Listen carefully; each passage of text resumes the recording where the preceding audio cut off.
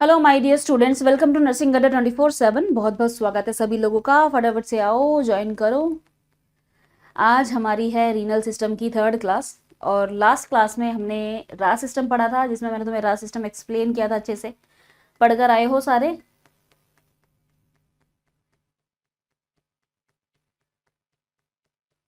आ जाओ फटाफट, अपने साथियों को भी बुला लो। तो उसी के आगे आज हम कंटिन्यू करेंगे जहाँ हमने अपनी कल वाली क्लास जो थी, जो हमारी लास्ट क्लास थी, जहाँ हमने उसको छोड़ा था, उसी के आगे हम कंटिन्यू करेंगे। तो चलिए भाई फटाफट स्टार्ट करते हैं। तो भाई फर्स्ट क्वेश्चन आ गया है आपकी स्क्रीन पे।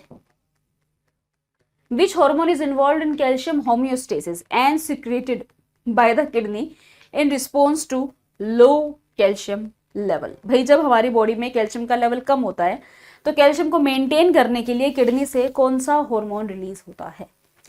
अरिथ्रोपोइटिन, पैराथायराइड हार्मोन, कैल्सीटोनिन या फिर विटामिन डी, जिसको हम कैल्सी ट्रायोल भी बोलते हैं। तो गुर्दे द्वारा स्रावित कौन सा हार्मोन कैल्शियम होम्योस्टेसिस में भूमिका निभाता है? निचले, ओ वाह, एल इंग्लिश में लिखा हुआ है। कैल्शियम स्तर पर रिलीज होता है। जब कैल्शियम स्तर जो है वो डाउन होता है तब रिलीज होता है। किडनी से कौन सा हार्मोन रिलीज होगा जो कैल्शियम को मेंटेन करेगा? अरिथ्रोपोइटिन तो भैया आरबीसी की प्रोडक्शन कराता है, तो ऑप्शन ए तो नहीं है। पैराथायरॉयड हार्मोन क्या किडनी रिलीज करती है? कैल्सीटोनिन क्या किडनी रिलीज करती है? या फिर विटामिन डी? हाँ भाई, vitamin D. Vitamin D kidney ही रिलीज करती है, किडनी से सिक्रीट होता है और क्या करता है? कैल्शियम की एब्जॉर्प्शन कराता है। Vitamin D is responsible for the absorption of calcium. Vitamin D body में कैल्शियम की एब्जॉर्प्शन कराता है। जब हमारी बॉडी में कैल्शियम की कमी होती है तो किडनी से विटामिन डी रिलीज होता है, जो कि कैल्शियम की एब्जॉर्प्शन करा के बॉडी में कैल्शियम के लेवल को बढ़ाता है। अब अगर जिन पेशेंट के अंदर, जैसे किडनी फेलियर वाले पेशेंट हैं, तो उनमें क्योंकि उनकी किडनी फेल है तो उन पेशेंट में विटामिन डी एक्टिवेट नहीं हो पाएगा, ना वो कैल्शियम को एब्जॉर्ब कर पाएगा, जिसकी वजह से बॉडी में कैल्शियम की कमी देखने को मिलेगी। इसीलिए पहले नॉर्मल फंक्शनिंग बता रही हूँ, ताकि आगे अब नॉर्मल फंक्शनिंग जब आएगी ना तब पता लगेगा। जैसे मैंने तुम्हें एरिथ्रोपोइटिन वाला बताया कि भाई एरिथ्रोपोइटिन किडनी रिलीज कर रही है जिससे आरबीसी की प्रोडक्शन हो रही है। विटामिन डी किडनी रिलीज करती है जिससे कैल्शियम का एब्जॉर्प्शन होता है। अब जब हम डिजीज कंडीशन पढ़ेंगे ना तो ये सारी चीजें नहीं होंगी, तो सिम्टम्स जो है वो उसी के हिसाब से देखने को मिलेंगे। किडनी का काम है विटामिन डी को एक्टिवेट करना, जिससे कि कैल्शियम एब्जॉर्प्शन होता है। किडनी फेलियर में विटामिन डी एक्टिवेट नहीं होगा, जिसकी वजह से हाइपोकैल्शीमिया देखने को मिलेगा। अगला सवाल, which of the following hormone kidney release करेगी to promote the retention of water in the body? Body में वाटर को रिटेंशन कराने के लिए, और वो भी किस पे एक्ट करेगा? कलेक्टिंग डक्ट पे। ये मैंने तुम्हें बताया था जब मैंने तुम्हें नेफ्रॉन पढ़ाया था। बताओ भाई, इनमें से ऐसा कौन सा हार्मोन रिलीज होगा जो कि कलेक्टिंग डक्ट पे एक्ट करता है और वाटर की रीएब्जॉर्प्शन कराता है? Renin, angiotensin 2, anti diuretic hormone या फिर एल्डोस्टेरोन?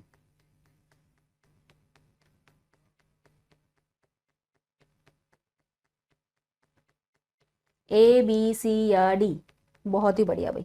तो ऑब्वियसली भाई आपका एंटी डायूरेटिक हार्मोन, ये वाटर की रिटेंशन कराएगा और कलेक्टिंग डक्ट पे एक्ट करेगा। अब यहाँ कंफ्यूजन होनी थी एल्डोस्टेरोन में और एंटी डायूरेटिक में, बट एल्डोस्टेरोन जो था वो कहाँ एक्ट करता है अब तुम ही बता दो, क्योंकि मैंने लास्ट क्लास में तुम्हें बताया था।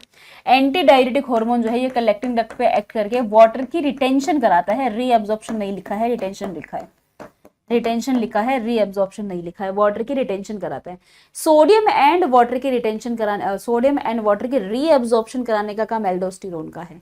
लेकिन एंटी डायूरेटिक हार्मोन जो है ये कलेक्टिंग डक्ट पे एक्ट करते हैं और कलेक्टिंग डक्ट से वाटर का रिटेंशन कराते हैं, ताकि यूरिन आउटपुट को कम कर सके, यूरिन आउटपुट को कम कर सके anti diuretic hormone.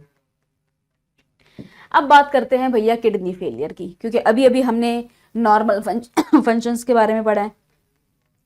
In kidney failure decrease activation of vitamin D lead to, kidney failure में विटामिन डी का एक्टिवेशन नहीं होगा तो उसकी वजह से क्या होगा?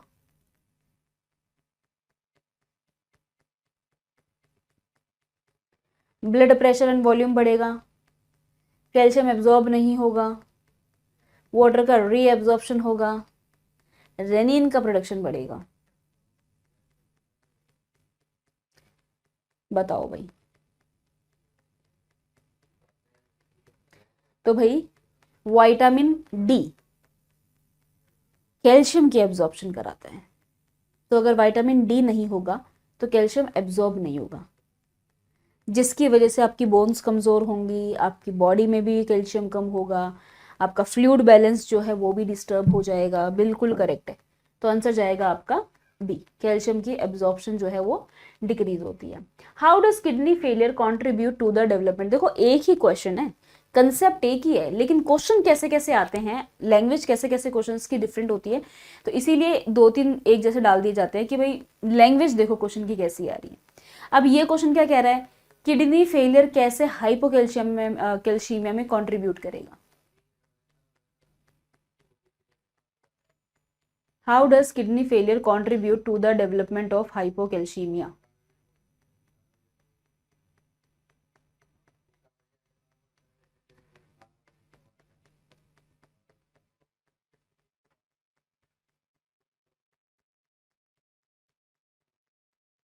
Very good. तो कैसे करेगा? सेम वही कंसेप्ट है, विटामिन डी एक्टिवेट नहीं होगा, और विटामिन डी एक्टिवेट नहीं होगा तो कैल्शियम एब्जॉर्ब नहीं होगा, जिसकी वजह से हाइपोकैल्शियमिया देखने को मिलेगा किडनी फेलियर के अंदर। Which form of vitamin D is deficient? अब ये भी बहुत इंपॉर्टेंट क्वेश्चन है।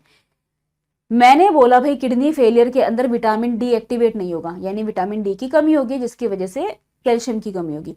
कौन से फॉर्म में विटामिन डी जो है किडनी एक्टिवेट करती है? जो किडनी विटामिन डी को एक्टिवेट करती है वो कौन से फॉर्म में एक्टिवेट करती है? क्या वो विटामिन D3 की फॉर्म में होता है, जिसको हम कॉलीकैल्सिफिरोल भी बोलते हैं? क्या वो कैल्सिट्रायोल की फॉर्म में होगा, या 25 हाइड्रोक्सी विटामिन डी की फॉर्म में होगा, या विटामिन D2 एर्गो कैल्सिफिरोल की फॉर्म में होगा? कौन सी फॉर्म होती है विटामिन डी की जो हाइपोकैल्शियमिया कराती है?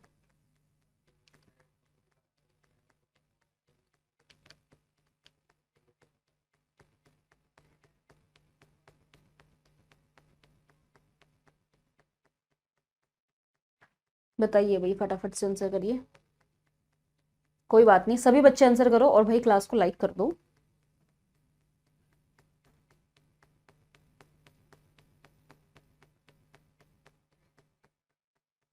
चलिए मैं बता देती हूँ, कोई बात नहीं। बिल्कुल भाई, तो कैल्सिट्रायोल, कैल्सिट्रायोल जो है ये विटामिन डी की एक्टिवेटेड फॉर्म होती है, तो किडनी इसको एक्टिवेट करती है और ये कैल्शियम की एब्जॉर्प्शन कराता है। ठीक है, तो याद रखना calcitriol. How does the decrease production of calcitriol in kidney failure contribute to hypocalcaemia? Same concept है कि कैसे कैल्सिट्रायोल की प्रोडक्शन अगर कम होती है तो किडनी फेलियर में कैल्सिट्रायोल की प्रोडक्शन कम होने के कारण कैसे हाइपोकैल्शियमिया होता है? सेम कंसेप्ट है, क्योंकि कैल्शियम एब्जॉर्ब नहीं होगा जीआईटी में, इंटेस्टाइन में कैल्शियम एब्जॉर्ब ही नहीं होगा, विटामिन डी कैल्शियम को एब्जॉर्ब करवाती है, तो सेम कंसेप्ट है। चलो भाई ठीक है जी। अब किडनी फेलियर में माना हाइपोकैल्शियमिया होता है, लेकिन बॉडी भी तो कंपनसेट करने की कोशिश करेगी। मैंने बताया ना, कोई भी चीज बढ़ती है या घटती है तो बॉडी पहले खुद कंपनसेट करने की कोशिश करती है। तो मान लो किडनी फेलियर का पेशेंट है, उसके अंदर हाइपोकैल्शियमिया भी हुआ है, अब बॉडी कैसे कंपनसेट करेगी इससे, ताकि कैल्शियम के लेवल को बढ़ाया जा सके? तो कैसे कंपनसेट करेगी बताइए भाई? पैराथायराइड हार्मोन की सिक्रेशन को कम करके, ज्यादा करके, कैल्सिट्रायल की प्रोडक्शन को बढ़ा देगी, या फिर फॉस्फेट की रिटेंशन जो किडनी से हो रही है उसको कम कर देगी?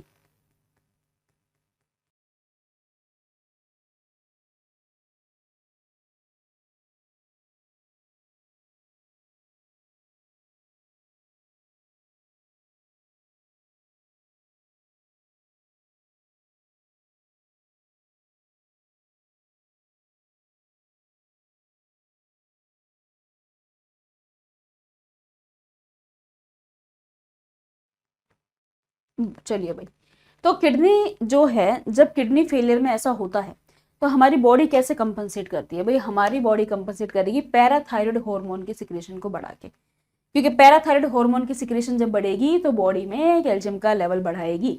पीटीएच हार्मोन जो है बॉडी में कैल्शियम के लेवल को बढ़ाता है, कैल्शियम को बढ़ाता है।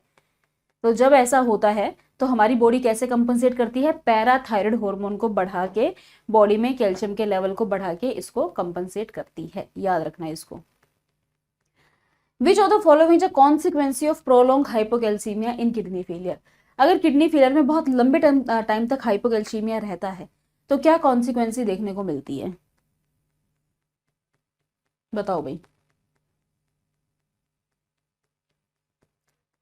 Hypercalcaemia and kidney stone, decrease PTH, bone demineralisation, increase calcium deposition in soft tissues. Answer करिए भाई फटाफट से।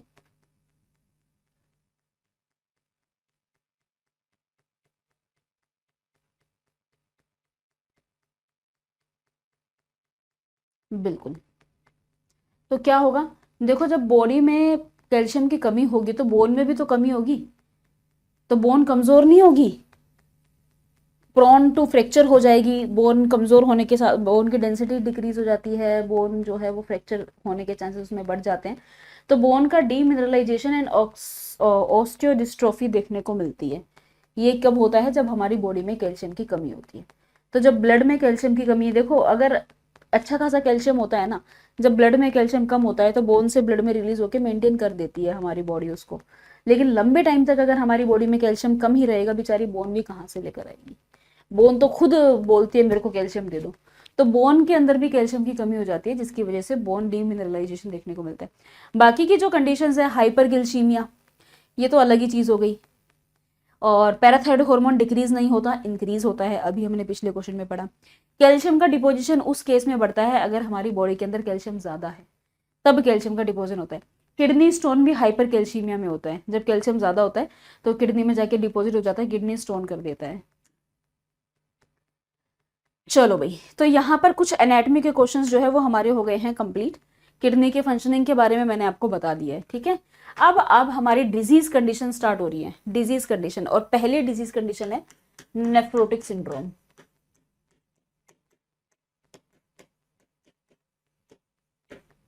बहुत क्वेश्चंस आते हैं यहाँ से, नेफ्रोटिक सिंड्रोम। तो यहाँ से हमारी डिजीज कंडीशन स्टार्ट हो रही है। तो सबसे पहले आपसे ये पूछा गया है भाई, नेफ्रोटिक सिंड्रोम का हॉलमार्क फीचर क्या है? बताइए।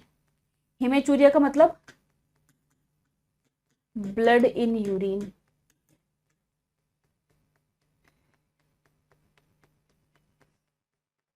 बताओ भाई क्या है hallmark sign?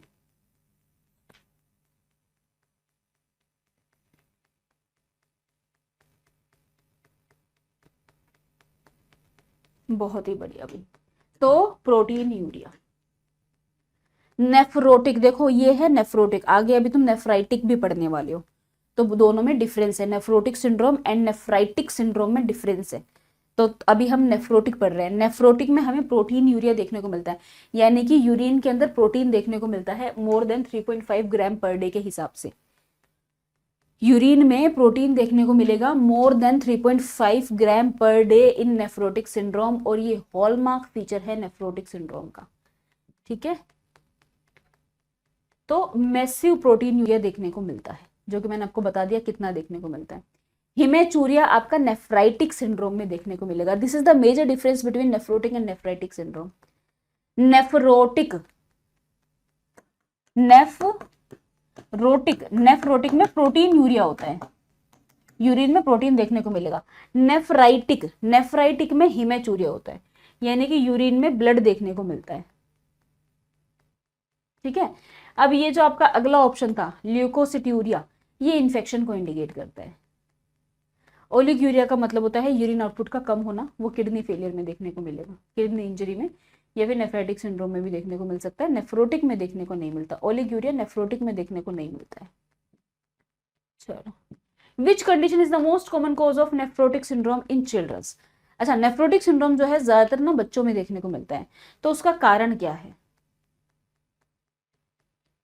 Most common cause of nephrotic syndrome in childrens.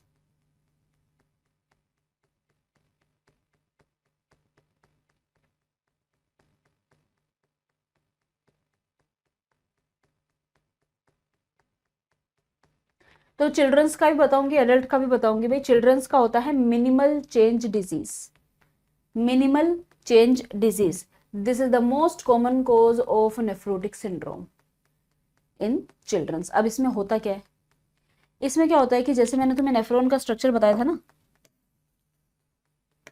तो ये होती है हमारी ग्लोमेरुलाई, ये हमारी ग्लोमेरुलाई है। ये जो ग्लोमेरुलाई है यहाँ पे होती है फिल्ट्रेशन यूनिट्स, जो कि फिल्टर करके चीजों को आगे भेजती है, छान के चीजों को आगे भेजती है। तो यहाँ पे ये जो हमारी फिल्ट्रेशन यूनिट्स होती है ये डैमेज हो जाती है यहाँ पे। स्पेसिफिकली जो हमारे पोडोसाइट सेल्स, मैंने तुम्हें बताया था ना, पोडोसाइट सेल्स फिल्ट्रेशन का काम करते हैं, वो डैमेज हो जाते हैं पोडोसाइट सेल्स का। अब मैंने तुम्हें बताया नेफ्रोटिक सिंड्रोम के अंदर प्रोटीन यूरिया क्यों देखने को मिलता है, उसका भी कारण है। अब होता क्या है कि ये जो फिल्टर करने का काम है ना, ये किसका है, पोडोसाइट सेल्स होते हैं हमारे यहाँ पे, वो भी फिल्टर करते हैं। अब पोडोसाइट सेल जो है ये स्पेसिफिकली प्रोटीन के लिए रिस्पॉन्सिबल होते हैं, यानी ये क्या करते हैं, इनका काम होता है कि भाई हम प्रोटीन को फिल्टर नहीं होने देंगे। जो पोडोसाइट सेल्स होते हैं ना, उनका क्या काम होता है, वो ये कहते हैं कि भाई हम प्रोटीन को फिल्टर नहीं होने देते, वो प्रोटीन को फिल्टर होने से रोकते हैं। भाई प्रोटीन को हम छन के आगे नहीं जाने देंगे, यूरिन में नॉर्मली प्रोटीन नहीं होता है, तो ये प्रोटीन को आगे जाने से रोकते हैं। लेकिन अब इस बीमारी में क्या होता है कि ये जो किडनी की फिल्टरिंग यूनिट्स है, यानी कि जो पोडोसाइट सेल्स है, ये डैमेज हो जाते हैं। जब पोडोसाइट सेल डैमेज हो जाएंगे तो प्रोटीन को छानने से कौन रोकेगा, कोई नहीं रोकेगा, प्रोटीन भी छनेगा और छनकर यूरिन में निकलेगा। इसीलिए इसमें प्रोटीन यूरिया देखने को मिलता है। आया समझ में? और इसको हम बोलते हैं मिनिमल चेंज डिजीज। बच्चों में जो कोज है इसका वो ये है कि मिनिमल चेंज डिजीज में हमारे जो पोडोसाइट सेल्स है वो डैमेज हो जाते हैं, जिसकी वजह से प्रोटीन जो है वो फिल्टर होना शुरू हो जाएगा और फिल्टर होकर यूरिन में एक्सक्रीट करना स्टार्ट हो जाता है। क्योंकि पोडोसाइट सेल्स जो है उनका काम था प्रोटीन को फिल्टर होने से रोकना, बट क्योंकि वो डैमेज हो चुके हैं तो प्रोटीन फिल्टर होकर यूरिन में निकलना स्टार्ट कर देता है। ठीक है, लेकिन जब आप इसको लाइट माइक्रोस्कोप के अंदर देखोगे, ग्लोमेरुलाई को देखने में बिल्कुल नॉर्मल लगेगी कि कुछ नहीं हुआ है। इसीलिए इसका नाम है मिनिमल चेंज डिजीज, क्योंकि चेंज नजर ही नहीं आता है। हाँ, अब अगर इलेक्ट्रॉन माइक्रोस्कोप में देखोगे तो उसमें आपको पोडोसाइट सेल डैमेज नजर आएंगे। ठीक है, चलो, तो मोस्ट कॉमन कोज है नेफ्रोटिक सिंड्रोम का, 10 साल से कम वाले बच्चों में ज्यादातर देखने को मिलता है। हाँ जी, बाकी और भी सिम्टम्स देखने को मिलेंगे इसमें। अब इसमें और क्या क्या सिम्टम देखने को मिलेंगे भाई, अडीमा हो सकता है, प्रोटीन यूरिया तो होता ही है।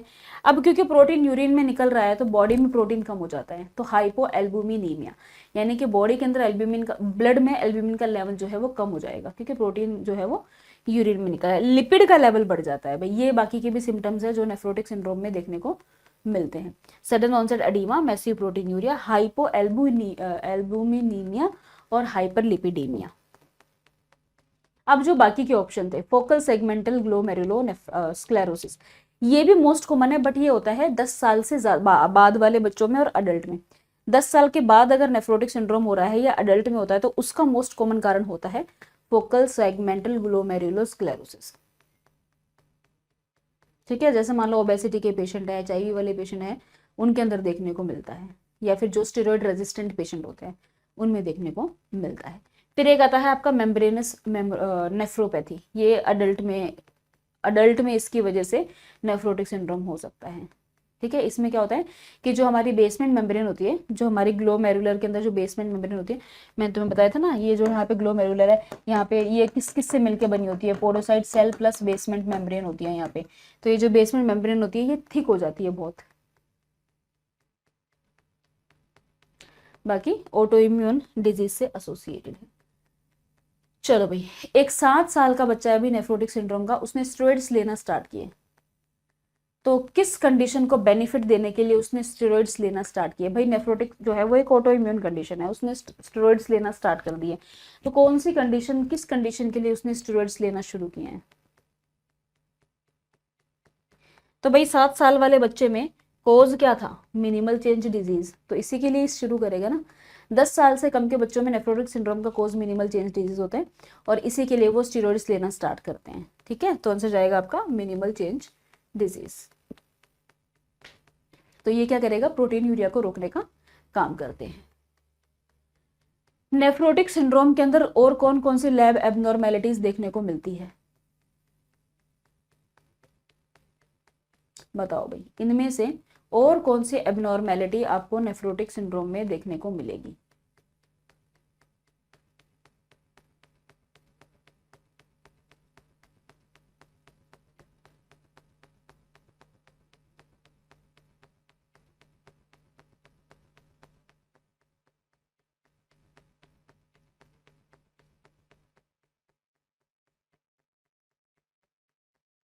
बहुत ही बढ़िया भाई, हाइपर एल्बुमिनीमिया नहीं होता, मैंने आपको बताया था, क्योंकि यूरिन में प्रोटीन का लॉस हो रहा है तो बॉडी में प्रोटीन कम होगा ना, तो हाइपो एल्बुमिनीमिया।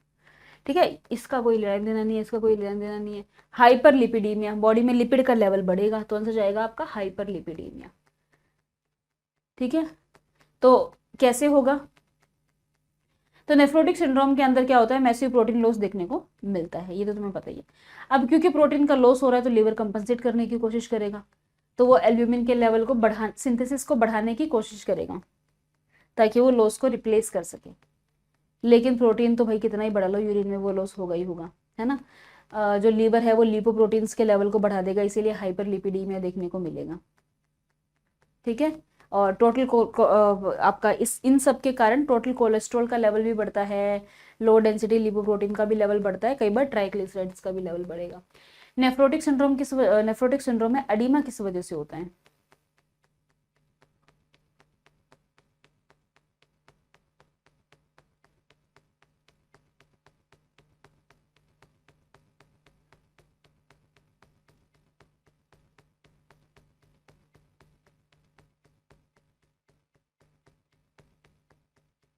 बहुत ही बढ़िया, तो हाइपो एल्बुमिनीमिया के कारण ही एडिमा होता है।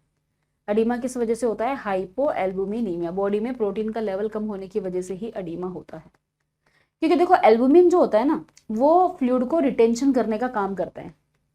नॉर्मली उसका काम होता है फ्लूइड को रिटेन करके रखना ब्लड वेसल्स के अंदर। हमारी ब्लड वेसल्स में जो एल्बुमिन होता है वो क्या करता है, वो फ्लूइड को पकड़ के रखता है, एक ऑनकोटिक प्रेशर को मेंटेन करेगा ताकि फ्लूइड जो है वो ब्लड वेसल्स के अंदर ही रहे। लेकिन जब एल्ब्यूमिन की कमी होगी तो कौन फ्लूइड को होल्ड करेगा? कोई नहीं कर पाएगा, जिसकी वजह से फ्लूइड जो है वो इंटरस्टिशियल स्पेसेस में जाके इकट्ठा हो जाएगा और एडिमा हो जाएगा।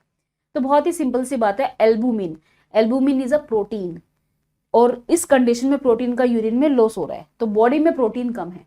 अब एल्बुमिन क्या करता है, एल्बुमिन ब्लड वेसल्स के अंदर पानी को होल्ड करके रखता है। तो जब ब्लड में एल्बुमिन कम होगा तो पानी को होल्ड कौन करेगा? कोई नहीं करेगा, तो वो पानी फिर सीप आउट ब्लड वेसल से निकल निकल के आसपास के स्पेसेस में इकट्ठा हो जाएगा और हमें इस कंडीशन में एडिमा देखने को मिलेगा। कॉम्प्लिकेशन क्या है नेफ्रोटिक सिंड्रोम की?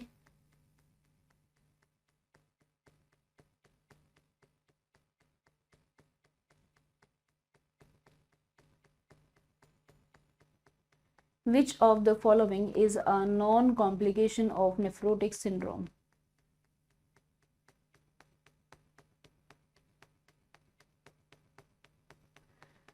हाइपोटेंशन होगा, हाइपरकैलीमिया होगा, थ्रोम्बोएम्बोलिज्म होगा या ल्यूकोपिनिया होगा?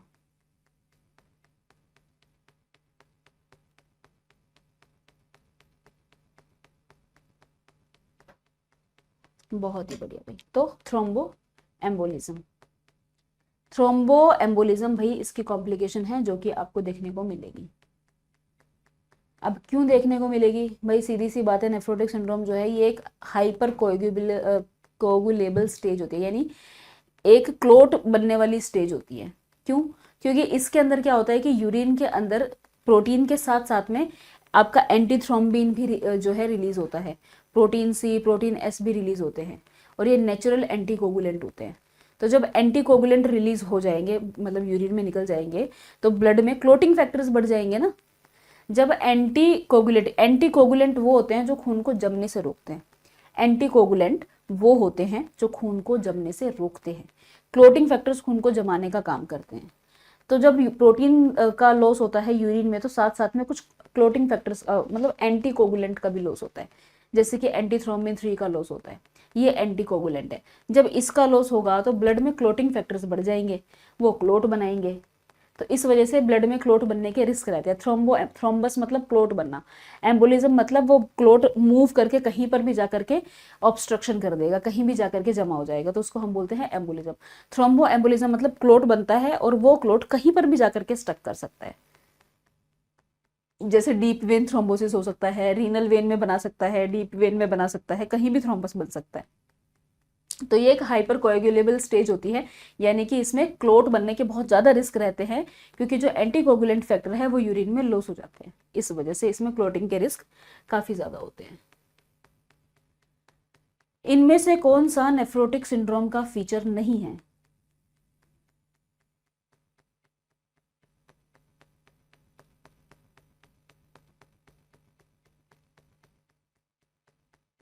बताओ भाई।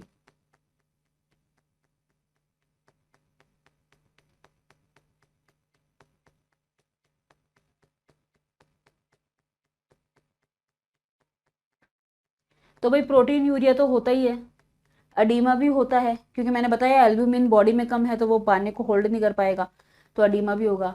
लिपिड, लीवर से लिपिड का भी लेवल बढ़ेगा। सिर्फ हिमेचूरिया नहीं होता है, हिमेचूरिया तो नेफ्राइटिक सिंड्रोम में होता है, जो हम आगे अभी कंडीशन पढ़ेंगे, नेफ्रोटिक में नहीं होता है। नेफ्रोटिक सिंड्रोम जो है ये एक ऑटो इम्यून कंडीशन होती है। अब थोड़ा नेफ्रोटिक के बारे में मैं तुम्हें नॉर्मल बता रही हूँ। नेफ्रोटिक सिंड्रोम क्या है? नेफ्रोटिक सिंड्रोम एक ऑटो इम्यून कंडीशन होती है, ज़्यादातर बच्चों में देखने को मिलती है। बच्चों में इसका जो मोस्ट कॉमन कारण होता है वो होता है मिनिमल चेंज डिजीज, और अडल्ट में होता है focal segmental glomerulonephritis. Protein urea जो है वो नेफ्रोटिक सिंड्रोम का हॉलमार्क साइन है। यूरिन में प्रोटीन का लॉस होता है मोर देन 3.5 ग्राम पर डे। अब क्योंकि यूरिन में प्रोटीन का लॉस होता है तो बॉडी में प्रोटीन का लेवल कम हो जाता है, जिसकी वजह से ब्लड के अंदर पानी को होल्ड करने वाला कोई रहता नहीं है, वो पानी सीप आउट हो जाता है, लेग्स में, एंकल्स में, आंखों के आसपास अडीमा कोस कर देता है, किस वजह से एल्ब्यूमिन जो है वो कम होने की वजह से ये सारी सिस्टम मतलब चीज़ें कर देगा। प्लस इस कंडीशन के अंदर आपके लिपिड्स का लेवल बढ़ता है, कोलेस्ट्रॉल का, ट्राइग्लिसराइड्स का लेवल बढ़ता है, कंपनसेट करने के चक्कर में बढ़ेगा। जहाँ तक बात रही हिमेचूरिया का, ब्लड इन यूरिन, तो भाई ब्लड जो है ये आपका नेफ्राइटिक सिंड्रोम में देखने को मिलता है, ना कि नेफ्रोटिक सिंड्रोम में देखने को मिलेगा। Which renal pathology is most often associated with nephrotic syndrome in adult? Adult में नेफ्रोटिक सिंड्रोम में क्या होता है? तो ये मैं वैसे तो ऑलरेडी बता चुकी हूँ।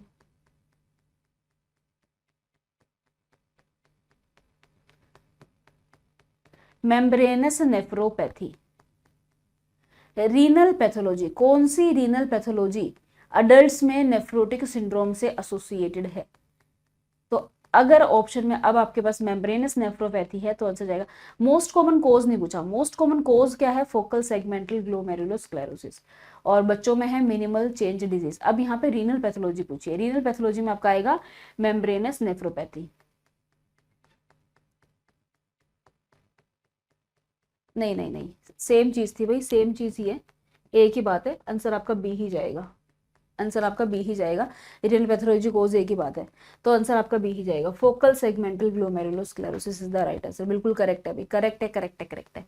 ये दोनों अलग चीज है, अभी इसका यहाँ रोल नहीं है, कोज ही है, तो फोकल सेगमेंटल ग्लोमेरुलोस्क्लेरोसिस ही जाएगा भाई, ठीक है। यही है अपना अडल्ट का मोस्ट कॉमन कोज, मतलब जो आपके ये 50 to 57% ब्लैक अडल्ट के अंदर देखने को मिलता है इसी कोज के कारण, और 30 to 35% वाइट एडल्ट में देखने को मिलता है इसी के कारण। बाकी कंसेप्ट सेम है, पोडोसाइट सेल्स डैमेज होते हैं इसके अंदर, जिसकी वजह से प्रोटीन का फिल्ट्रेशन होना स्टार्ट हो जाता है। कोज याद रखना, कोज आपका सेम ही रहेगा। हाइपर कोगुलोपैथी का जो ये मैकेनिज्म है नेफ्रोटिक सिंड्रोम के अंदर, ये क्या है? तो मैंने आपको बताया था, ये एक हाइपर कोएगुलेबल स्टेज क्यों है? क्योंकि यूरिन के अंदर क्लोटिंग फैक्टर एंटी कोगुलेंट्स का लॉस होता है, यानी ब्लड जो खून को जमने से रोकेंगे उन नेचुरल एंटी कोगुलेंट का लॉस होता है। वो कौन है इसमें से? तो भाई वो है आपके एंटीथ्रोम्बिन। तो यूरिन में एंटीथ्रोम्बिन का लॉस होगा, जिसकी वजह से बॉडी में एंटीथ्रोम्बिन का लेवल कम होगा और बॉडी के अंदर क्लोट बनना स्टार्ट हो जाएंगे। बिल्कुल, जैसे डीवीटी की कंडीशन देखने को मिल सकती है, आपकी जो किडनी की ब्लड वेसल्स है उसके अंदर स्टोन बन जाए, क्लोट बन जाएगा, तो थ्रोम्बो एम्बोलिज्म की कंडीशन देखने को मिलेगी।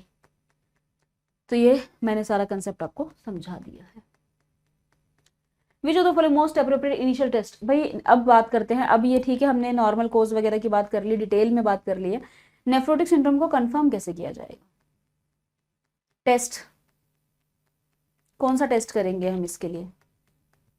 ऐसे ही हम एक एक डिजीज कंडीशन को डिटेल में पढ़ने वाले हैं। नेफ्रोटिक सिंड्रोम को हमने पूरा डिटेल में पढ़ लिया, इसकी डेफिनेशन से लेकर के, इसके कॉज से लेकर के, पीडियाट्रिक का अलग, सिम्टम्स से लेकर के सब कुछ पढ़ लिया हमने। अब यहाँ पर इसका टेस्ट है, एक बार तुम ये सारी सीरीज ले लोगे ना रीनल, तो तुम्हारा पूरा क्लियर हो जाएगा। तो हम करते हैं 24 आवर यूरिन प्रोटीन कलेक्शन, मतलब हम ये देखेंगे 24 घंटे का हम यूरिन कलेक्शन करते हैं, जिसमें हम प्रोटीन का लेवल चेक करते हैं। 24 आवर का मतलब होता है आज सुबह 8 बजे से लेकर के कल सुबह 8 बजे तक हम यूरिन का सैंपल लेते हैं पेशेंट का, और फिर उसके अंदर हम ये देखते हैं कि एक पूरे 24 घंटे के अंदर प्रोटीन जो है वो कितना रिलीज हुआ है। तो 24 आवर यूरिन कलेक्शन जो है किया जाता है डायग्नोसिस करने के लिए, क्योंकि हमें मेन सिम्टम तो इसमें प्रोटीन यूरिया है, तो हमें वही देखना है। ठीक है, तो अगर एक पूरे दिन में 3.5 ग्राम से ज़्यादा प्रोटीन का लॉस होता है तो इसका मतलब टेस्ट पॉजिटिव है और प्रोटीन यूरिया ही है, नेफ्रोटिक सिंड्रोम जो है वो कंफर्म हो जाएगा। अगर 3.5 ग्राम पर डे से ज़्यादा, और ये ध्यान रखना सैंपल कलेक्शन होता है जैसे सुबह 8 बजे से, आज से लेकर के कल सुबह 8 बजे तक, पहला सैंपल हमेशा डिस्कार्ड किया जाता है, इसको भी याद रखना। ठीक है, प्रोटीन का कंफर्मेशन कैसे होगा, पूरे दिन में 24 घंटे में 3.5 ग्राम से ज़्यादा प्रोटीन अगर मिलता है तो कंडीशन जो है वो कंफर्म हो जाएगी। लास्ट आता है भाई आपका ड्रग ऑफ चॉइस क्या होगी, स्टेरॉइड रेजिस्टेंट नेफ्रोटिक सिंड्रोम वालों के लिए, जैसे नॉर्मली तो हम कोर्टिकोस्टेरॉइड्स देते ही हैं, अगर पेशेंट स्टेरॉइड से रेजिस्टेंट है तो उस केस में क्या ड्रग ऑफ चॉइस होगी।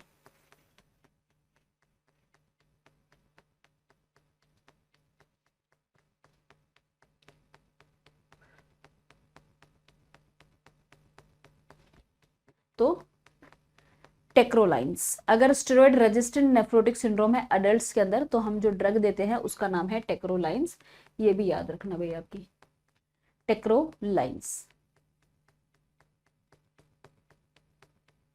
बाकी अगर टेक्रोलाइन ना हो तो हम साइक्लोफोस्फामाइड भी दे सकते हैं। ठीक है, patient with nephrotic syndrome present with following complaint, which of the following is most likely. अब जो नेफ्रोटिक सिंड्रोम वाला पेशेंट आएगा आपके पास वो किस कंप्लेंट के साथ आएगा, नेफ्रोटिक सिंड्रोम वाला जो पेशेंट आपके पास आएगा वो किस कंप्लेंट के साथ आएगा। हिमेचूरिया तो हो नहीं सकता, वो तो नेफ्राइटिक में होता है। पोलीयूरिया पॉलीडिप्सिया भी नहीं होगा। सीवियर हेडेक भी मैंने आपको बताया नहीं। एडीमा मैंने आपको बताया था, आंखों के आसपास में भी एडीमा हो जाता है, एंकल्स में एडीमा हो जाता है ना। तो पेरी ऑर्बिटल एडीमा की कंप्लेंट के साथ में आएगा। पेरी ऑर्बिटल मतलब आंखों के आसपास में एडीमा देखने को मिलता है पेशेंट में, तो एडीमा की कंप्लेंट के साथ में पेशेंट आपके पास में आएगा। चलो भाई, तो नेफ्रोटिक सिंड्रोम हमारा यहाँ पे कंप्लीट होता है और ये सेशन भी हम यही कंप्लीट करेंगे। कल फिर हम पढ़ेंगे नेफ्राइटिक सिंड्रोम। तो एक एक करके अब हमारी डिजीज कंडीशन स्टार्ट हो गई है और सारी डिजीज कंडीशन को ऐसे ही डिटेल में पढ़ने वाले हैं, तो एक एक सेशन बहुत इंपॉर्टेंट है। फटाफट से बता दो आज का सेशन कैसा लगा, फटाफट से सभी बच्चे कमेंट करो आज का सेशन कैसा लगा, समझ में आ गया। और कल आने से पहले रिवाइज करके आना, वरना नेफ्राइटिक और नेफ्रोटिक में कंफ्यूज ही हो जाओगे। ठीक है,